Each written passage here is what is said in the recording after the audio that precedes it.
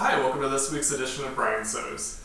You can see we're shooting in my new studio here. It's a little bit echoey because there's not anything in this room besides, well, me and the camera and the light. But I think we're going to make it work out okay. Let's see, this week I, as promised, did my first project. You can see it's this one here. McCall's 5676, which turned out to be this little dog.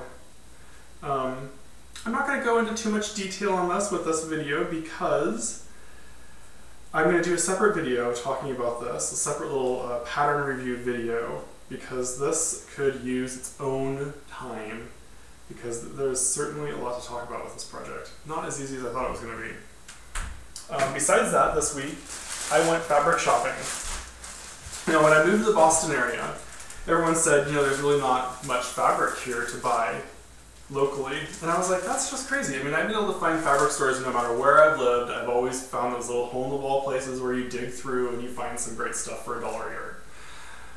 Well, seems they were right. There's not much to choose from here. There is this great store. It's called Windmill Fabrics in Boston. It's in Chinatown there. Great little shop. They had a great selection of spandex. This is something I would use for swimwear. It probably looks black to you, but this is actually brown with white circles. This is a great little piece. Circles look great on this for swimwear. They just really, I don't know, people really get attracted to circles. The thing about the shop is it's a little bit different than most places I've been. Instead of having your fabric on bolts, they put the fabric on hangers. And that's cool. I like fabric on hangers. You've seen my fabric stash. It's all on hangers, makes it very easy to find what you're looking for. This place had a lot of, instead of a whole, you know, bolts of fabric which have yards and yards and yards in them, it was all on hangers, and there was a lot less yardage. So the way it worked was this. If you wanted a yard of fabric, there had to be at least 3 yards on the hanger, because you had to leave 2 yards left over. So every hanger had to have at least 2 yards on it. If you wanted a yard and there was only 2 yards, you had to buy the remainder 2 yards. So this fabric, there was 3 yards, so I was able to buy the 1 yard, and that was great. I think the spandex was like $4.95 a yard, which is just a great price for spandex. The second piece I got, of course, I don't even need a yard. I mean, to make a swimsuit, you need like a 1/4 yard, but I think the minimum was kind of a yard. I mean, he seemed like the prices were good enough, and it was just like, he just kept it at yards. It's not a corporate place. It's, you know, he kind of sets his own rules. So this was just an awesome find. Like, I was immediately attracted to it. I love orange, as you can see. I'm wearing orange. Anyway, but this, you know, the stretches with the stripes, and that is just really going to be a striking swimsuit. Unfortunately, with this one, there was 2 yards on the hanger, which means I had to buy both of them. But he cut me a deal. He gave me both yards for like, I don't know, $7.95, so I got like a $2 savings by buying the remaining 2 yards. Which maybe that's what he always does. Maybe if there's 2 yards, I can't guarantee that, but maybe if there's 2 yards on the hanger, maybe you can, you know, maybe he'll cut you a deal on it. So besides that, my other big find there, he was having a sale on wool.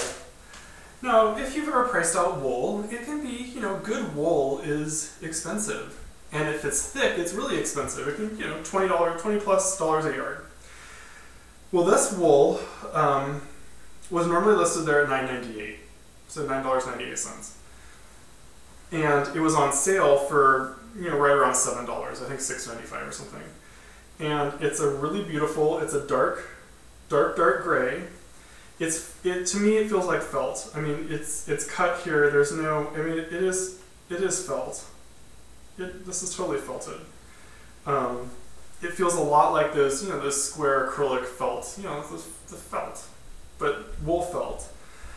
You know, wool felt's expensive. It takes a lot of wool to make a dense, you know, felted fabric like this.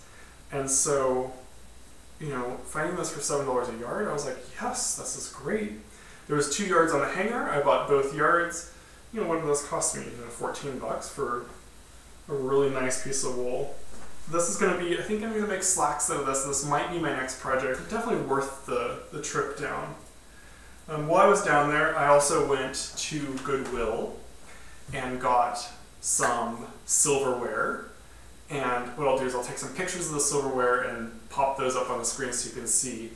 I'm really, you know, I didn't have silverware when I moved in.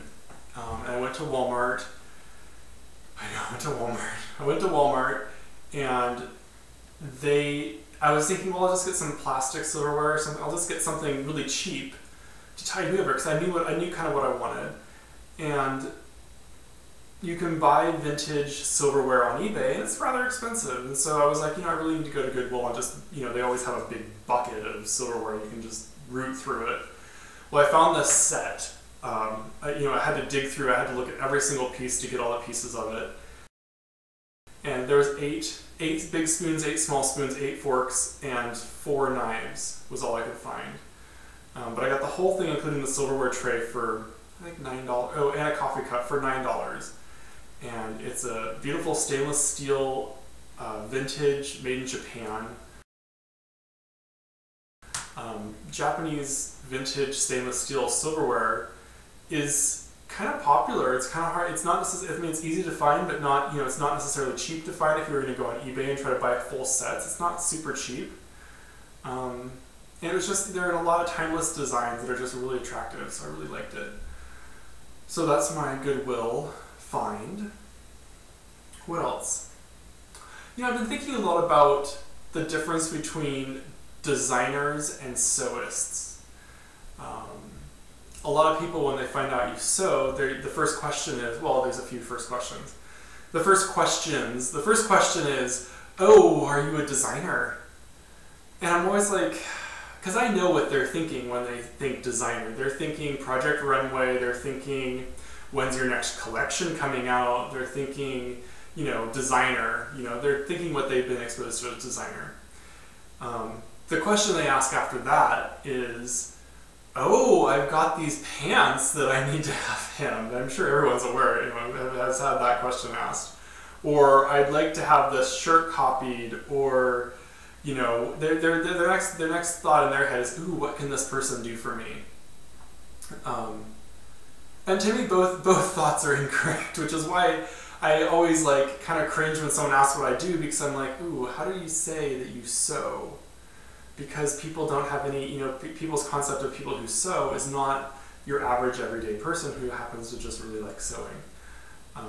To me, you can certainly be a designer and you can sew. And you can certainly sew, and you know, obviously to sew, you have to do some design. You have to choose your fabrics.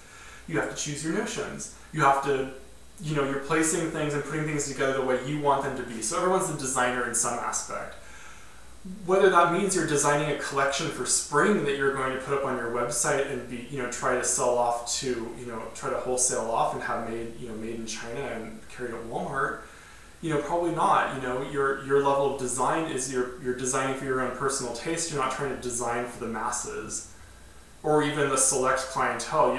Your clientele is your clientele of one or your family.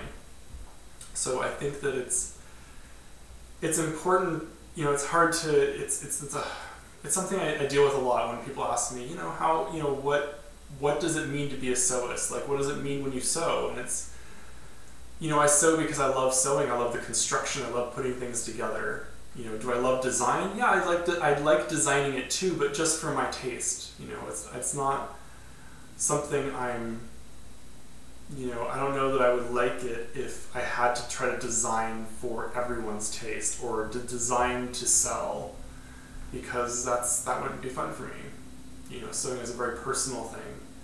So that's something I've been thinking a lot about that lately. Designing versus sewing and construction and what it all means, and, you know, people's misconception of what it means to be someone who sews. So, well, that's this week's edition of Brian Sews. I'm going to, like I said, do a special video review of my parlor pet, is actually what this is called, a little parlor pet.